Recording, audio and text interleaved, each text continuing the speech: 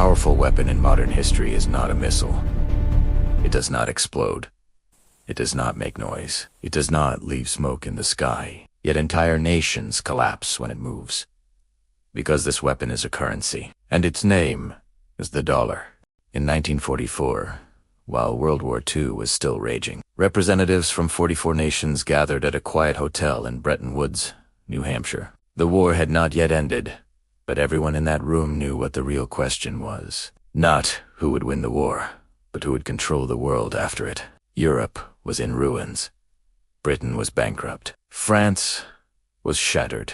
Germany was collapsing. Only one nation sat untouched, industrially stronger than ever before, holding most of the world's gold reserves. The United States did not arrive at Bretton Woods as just another participant. It arrived as the only creditor left on Earth.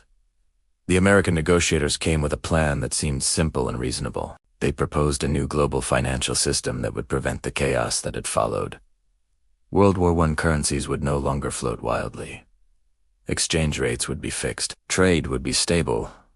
Economies would be predictable. At the center of this new system would sit one currency, fully backed by gold, trusted by everyone, and available to all. That currency was the US dollar. Other nations had no leverage to resist. They had no gold, no industry, and no bargaining power. They needed reconstruction loans. They needed trade. They needed food. And to get all of it, they had to accept the dollar as the new foundation of global finance. The agreement quietly replaced the British pound, which had dominated world trade for over a century. Without firing a shot, the United States had taken the financial throne from the British Empire. Under this system, every country fixed its currency to the dollar, and the dollar itself was tied to gold at a fixed rate. This made the dollar not just an American currency, but the world's reserve currency. Nations began storing dollars instead of gold. Central banks began measuring their wealth in dollars instead of precious metals. Global trade, oil purchases, international loans, and post-war reconstruction all flowed through the same channel. The dollar became the bloodstream of the global economy. But what looked like stability on the surface hid a silent shift in power. Because when the world stores its wealth in your currency, you gain something far more valuable than gold. You gain control over the rules of the system. Every nation now depended on access to dollars to survive economically. And access to dollars could be restricted, delayed, or denied. The world did not yet realize that it had built a system where one country, as currency, could determine another country as fate.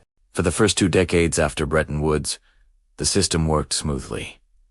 Trade expanded. Economies recovered. Europe rebuilt itself. Japan rose from the ashes. The dollar flowed everywhere, and with it came American influence. But beneath the surface, a problem was growing. The United States was printing more dollars than it had gold to back them. By the late 1960s, foreign governments began to notice the imbalance. Countries like France started demanding gold in exchange for their dollar reserves. They understood that the promise of gold backing was becoming fragile. If everyone asked for gold at once, the United States would not be able to honor the agreement. The system that held global finance together was starting to crack. In 1971, President Richard Nixon made a decision that changed the world permanently. Without consulting any other nation, he announced that the United States would no longer exchange dollars for gold. The gold window was closed. The promise made at Bretton Woods was broken. Overnight, the dollar was no longer backed by anything except trust. In any other situation, such a move would have destroyed a currency. But something unexpected happened. The dollar did not collapse. It became more powerful, because by that time, the world had no alternative. Oil was traded in dollars. Global debts were denominated in dollars. Central banks held dollars. International trade ran on dollars. Even without gold, the world was locked into the system. The dollar had become too central to fail. This is when the dollar transformed from a currency into a weapon. If a country acted against American interests, it could be cut off from the dollar system. Its banks could be blocked from international transactions. Its ability to buy oil, trade goods, or access global markets could be quietly suffocated. No bombs, no invasions, just financial isolation. Nations like Iran, Iraq, Venezuela, and Russia would later learn that being denied access to the dollar system could cripple an economy faster than war. Factories stop. Inflation explodes. Trade collapses. Governments fall under pressure without a single shot being fired. The world had unknowingly accepted a new form of power, where control of currency replaced control of territory. The true power of the dollar is not in how it is used during peace, but how it is used during conflict. When the United States wants to pressure a nation, it does not begin with troops or missiles. It begins with sanctions. These sanctions do not target borders. They target bank accounts, payment systems, and access to international finance. The weapon is not visible on a battlefield, but its effects are immediate in supermarkets, fuel stations, and factories. Modern global trade runs through a network of banks connected by a system known as SWIFT.